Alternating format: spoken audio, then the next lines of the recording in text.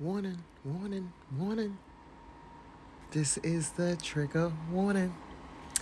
If you are easily triggerable, run. Don't walk. Don't think about it. Just run. This is your time to exit right, exit left, whichever way you choose, because I am a triggering motherfucker. And these stories be triggering as fuck. So we not gonna do this. No day. If you are tough and rough and ready to rumble, we about to get into this. Travis's cellular phone was located in the downstairs office of the home. The last outgoing or incoming call was made at 12:13 hours on 6/4/08. There were other incoming calls and text messages into the phone after that, but none were ever answered. After interviewing Travis's closest friend and associates, Chris Hughes, it was determined that Travis missed a very important telephone conference call on 6/4/08 at 1900 hours. A laptop computer identified as belonging to Travis was found in the same office. The Mesa Police Computer Forensics Unit determined the last activity on the laptop was on 6/4/08 at 1619 hours. This consisted of email activity. At the medical examiner's autopsy, it was found that Travis had multiple lacerations and punctures and one gunshot wound. Travis sustained approximately 27 punctures and lacerations and one gunshot wound to the right brow. Does that say the brow? The .25 caliber projectile was located in his left cheek. OMG. On 6/10/08 at 14:35 hours, I contacted Jodi Arias via phone for an interview. Jodi stated she last saw Travis in April of 2008. She admitted they had been seeing each other as boyfriend and girlfriend for over 5 months, but had officially broken up in June of 2007 after some jealousy issues on the part of both of them. After the breakup, they continued to have asexual relationship, but kept it quiet from the other people they knew. She said she last spoke to Travis on Tuesday, 6/3/08. She states she called him on the phone between 2000 and 2100 hours as she was driving to Utah from her home in Northern California. She mentioned she was on her way to a conference in Salt Lake City. On 6/17/08, Jodi Arias came to the Mesa Police Headquarters building at 130 North Robson to be voluntarily fingerprinted. She also gave a voluntary sample of saliva for DNA typing. On 6/19/08, I received the images located on the memory card found in Travis's digital camera. The digital card had several pictures on it, including some which had been deleted. The deleted pictures were of Travis naked in the shower just before his death.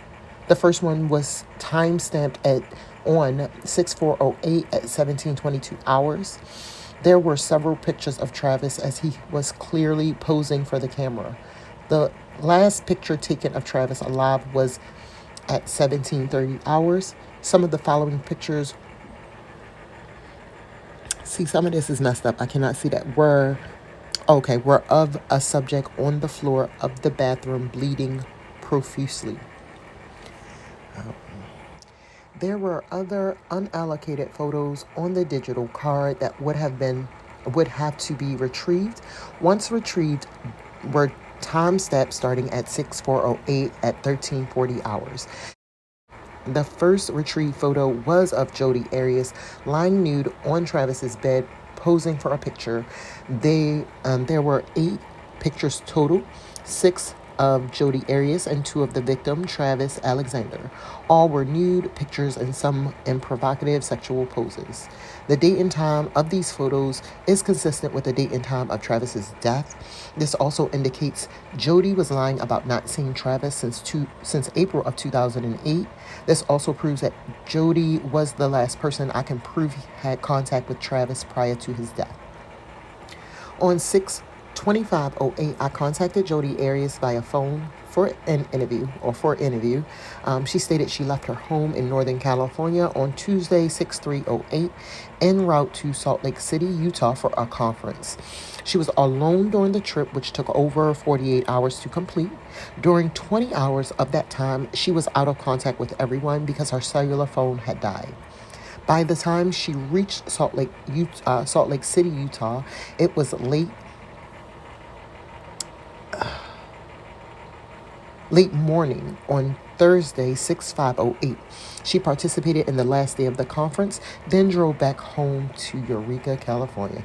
That's the alibi, Jesus. On 6/26/08, the latent print left in the bathroom on the bathroom wall in blood had been identified. It was individualized to Jodi Arias's left palm. This was conclusive evidence that Jodi was present at the time of Travis's death, or at least at the time of his initial injury. The print was left either by Jodi touching a bloody wall with her left palm, or she touched the wall with a bloody hand. On 7/3/08, the Mesa Police Crime Lab contacted me with some initial DNA typing results. The initial results of the DNA test surrounding the bloody palm print indicated it was in fact blood. The DNA typing indicated it was a mixture of DNA from two individuals. One was from the victim, Travis, and the other was from Jodi Arias. On the same date, using DNA typing, a hair recovered from the bloody hallway was also identified belonging to Jodi Arias. So that's what they say they got. They say they got that, and they say they got you. And they say, come in, can we talk to you? Like, yeah, she a little volatile. That was a little rough. And you say you love this man. I swear, between her and Sarah Boone, I think Sarah Boone couldn't have it the way she wanted it. And Jodi Arias just couldn't have it, if that makes sense. Like, it was like, it's either me or I'm the best thing for you, boo. I'm the best thing for you. And Sarah Boone was like, I'm the best thing for you, boo, but you need to get your shit straight. And he just went up. Like, I don't know. I'm seeing the similarities. I'm about to do a versus of when asked, why are you still with them? The reactions to see what Sarah Boone says about Jorge, and then to see what Jodi says about Travis when they're asked, why are you still... I hope y'all was here for it like I was here for it. I just wanted a little bit of the tea. Like I said, I can't do the straight violence. I don't want to see the pictures like she wants to see the pictures. I just want to live vicariously, halfway, not really. This should all be make-believe. This should all be fake. Real people shouldn't do this to other real people. Life is short. And when you take somebody's like legit, that's it. They can't do nothing else. And then you sitting here complaining because, jail is dangerous and you don't feel safe. Okay. I'm not saying she said that. I'm just saying it. I'm just saying it. I'm just giving an example. But, yeah, I just don't understand. This should all be fake. Yeah. But I'll be here for it sometimes. Sometimes I don't know what's wrong with me. Y'all let me know. Let me know what's wrong with me. Y'all here too. So I'm blaming all of us. We all sick a little bit. But that was it. I just wanted to read that. Like I said, I'm doing a versus between her, and then I'm going to this Sarah Boone for just a little bit. I'm going to just do a little bit of Sarah Boone, and then I'm going to keep it moving. On to the next one. Bye, y'all.